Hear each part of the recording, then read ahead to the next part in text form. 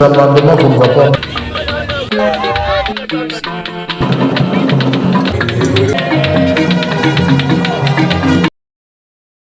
Comme annoncé 24 heures plus tôt, la commission spéciale et temporaire mise en place par l'Assemblée nationale pour examiner le réquisitoire du procureur général près la Cour de cassation afin d'obtenir l'autorisation d'instruction à charge du ministre d'État. Ministre de la Justice, Constant Mutamba Tungunga, a bel et bien présenté son rapport lors de la séance plénière du jeudi 29 mai 2025.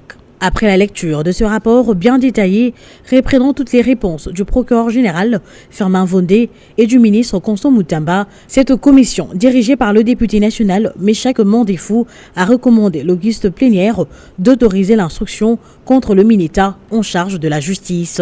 Les faits mis à charge du ministre d'État, ministre de la Justice et garde des Sceaux sont d'une extrême gravité aux yeux de la loi congolaise et qu'il y a lieu d'en tirer les conséquences des droits, notamment en accordant les droits aux présumés auteurs des faits à présenter ses moyens de défense. En conséquence, votre commission recommande à l'auguste plénière d'autoriser l'instruction contre M. Constant Mutamba Tungunga. Adopté par l'Assemblée plénière, ce rapport a néanmoins été soumis à un débat houleux qui a permis aux élus du peuple de donner chacun un avis soit pour, soit contre l'autorisation d'instruction à charge de ce membre du gouvernement. Tantôt nous disons que la justice est malade et lorsqu'elle veut faire son travail, nous sommes là à lui mettre les bâtons dans le roues. Personne n'a dit qu'il est coupable. On veut en savoir davantage. Mais le ministère public peut, après instruction, dire que les faits ne sont pas établis. J'ai entendu dans le rapport le ministre dire que ce sont des faits administratifs, que Madame la Première ministre est l'autorité qui peut mettre fin à cette situation. Mais qu'il aille dire ça au procureur général. Il y a une démarche administrative et parmi les correspondances, même correspondances, il y a Premier ministre Ezana Kati. Oyo bazali ko senga que les mineta abakisa ba pièce. Tant que la procédure administrative n'a pas été épuisée, honorable président, ce qui est autorisé,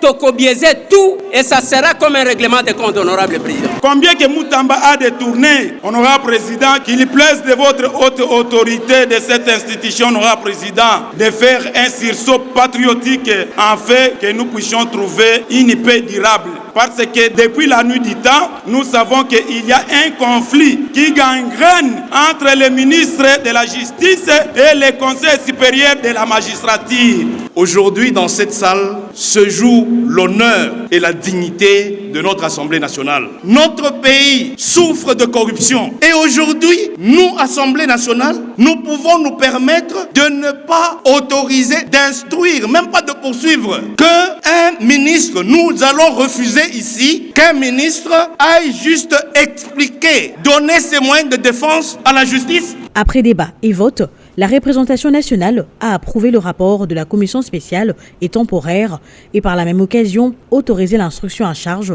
du ministre d'État, Constant Mutamba Tungunga. Au vu du vote, l'Assemblée plénière approuve les conclusions du rapport de l'examen du réquisitoire du procureur général près la Cour de cassation aux fins d'autorisation d'instruction à charge de M. Mutamba Tungunga, Constant ministre de la Justice et garde des Sceaux. Par conséquent, l'Assemblée nationale accorde au procureur général près la Cour de cassation l'autorisation d'instruction à charge de M. Mutamba Tungunga, Constant, ministre d'État, ministre de la Justice et garde des Sceaux.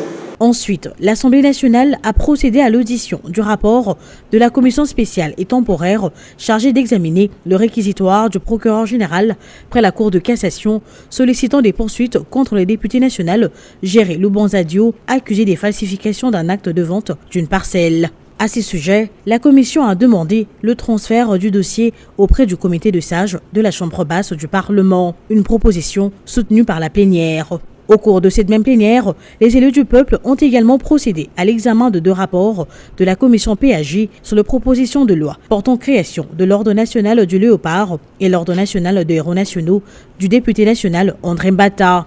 Il en ressort l'amendement de cet article sur le 12 que compose la proposition de loi portant création de l'Ordre national des héros nationaux. Quant à la proposition de loi portant création de l'Ordre national du Léopard, 11 articles sur 19 ont été amendés. Ces deux propositions de loi ont toutes été adoptées in globo après l'adoption de rapports y référents. Notons que le speaker de la Chambre basse du Parlement, le professeur Vital Kamerhe, a informé la plénière que le procureur général près la Cour de cassation a introduit un nouveau réquisitoire en vue de l'autorisation de l'ouverture d'instruction contre le député national Nicolas Kazadi. Dans ce réquisitoire, lu par le rapporteur du bureau, Jacques Njoli, le parquet poursuit l'ancien ministre de Finances pour révélation de secrets d'État et propagation de faux bruits concernant des détournements des deniers publics.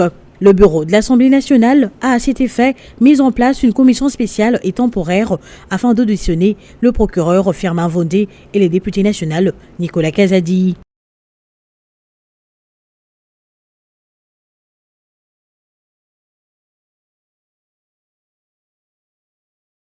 Sauf imprévu ou changement des dernières minutes, c'est ce mercredi 27 mai 2025 que la commission spéciale et temporaire chargée d'examiner le réquisitoire du procureur général près la Cour de cassation Firmin Vondé Mambou contre le ministre d'État, ministre de la Justice et garde des Sceaux, Constant Moutamba, va clôturer les travaux. Pour permettre à la commission d'avoir tous les éléments nécessaires, le procureur général Firmin Vondé Mambou a été reçu le mardi 27 mai 2025 au Palais du Peuple par le rapporteur de l'Assemblée nationale, le professeur Jacques Singekeli, en vue d'être auditionné par la commission spéciale. Ici est toutefois de signaler que rien n'a filtré de cette audition, étant donné que les travaux de cette commission spéciale et temporaire se déroulent à huis clos. Après le passage du haut magistrat du parquet civil à la commission spéciale, le rapporteur de l'Assemblée nationale a aussi reçu le ministre Constant Moutamba pour être soumis au même exercice auquel venait de se livrer le patron de l'action publique devant la commission spéciale et temporaire. Signalons que cette commission spéciale va présenter son rapport à la représentation nationale lors de la séance plénière de ce jeudi 29 mai 2025 pour examen et adoption.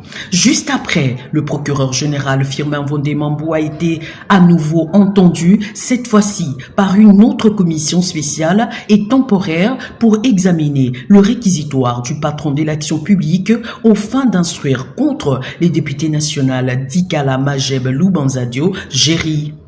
Compte tenu de ce qui précède, l'opinion publique devra retenir que, dans la procédure d'autorisation de poursuite visant un membre du gouvernement, le rapporteur de l'Assemblée nationale, le professeur Jacques Singekeli, n'a aucun pouvoir de freiner les travaux de toute une commission ni d'en interférer, d'autant plus que toute la procédure est contrôlée par la plénière de l'Assemblée nationale souveraine. Cela pour couper court à des inepties fabriquées par des gens mal intentionnés qui, sans preuve, accusent le rapporteur de l'Assemblée nationale, le professeur Jacques Singekeli, d'avoir reçu une enveloppe auprès du ministre de la Justice pour soi-disant bloquer la procédure.